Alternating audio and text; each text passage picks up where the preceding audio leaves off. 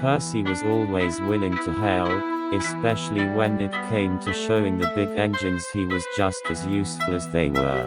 So, when Sir Topham Hatt asked him to assist in repairing an old tunnel, Percy was excited to pitch in. The tunnel had been damaged during a recent storm, and parts of it were unstable. Percy's job was to pull out debris and help clear the line. At first, everything went smoothly, and Percy was enjoying himself. But as he chugged deeper into the tunnel, pulling loaded trucks of rubble, he began to notice how dark it was inside.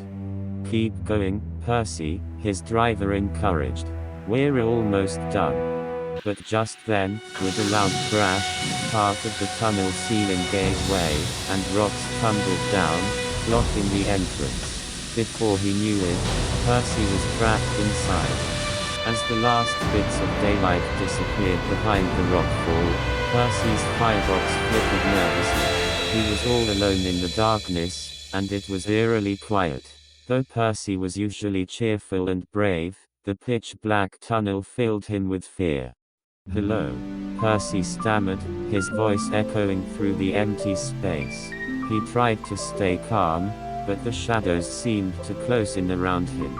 Percy's wheels trembled, and he couldn't help but feel very small and scared. Outside, Sir Topham Hatt quickly learned about the collapse and Percy's predicament. He rushed to gather the other engines, explaining the situation. "We need to get Percy out, and fast," Sir Topham Hatt said. "He must be frightened in there all alone." Thomas, Gordon, James, and even Henry immediately volunteered to help.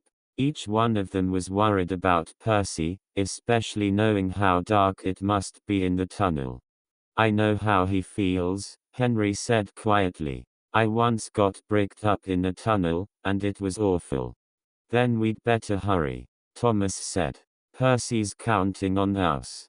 The engines formed a plan. Thomas and James would start clearing the rubble from one end of the tunnel, while Henry and Gordon worked from the other. With their combined strength, they hoped to reach Percy quickly. As they worked, Thomas called out through the rocks, hoping Percy could hear him. "Hang on, Percy. We're coming." Inside the tunnel, Percy was still feeling anxious. But then, faintly, he heard Thomas's whistle echo through the darkness. It was like a ray of hope piercing through his fear. "Thomas," Percy called, his voice quivering. "Is that you?" "Yes, Percy. We're on our way to get you out. Just keep your firebox warm, and don't worry." Hearing Thomas's voice gave Percy courage. He focused on keeping his fire burning and took deep breaths, trying to calm himself as the other engines worked hard to clear the debris. After hours of digging, Thomas and James finally broke through the last layer of rock. Sunlight streamed into the tunnel, and there was Percy, his face lighting up with relief as he saw his friends. "Thomas. James. Oh, thank you," Percy exclaimed, his voice full of gratitude.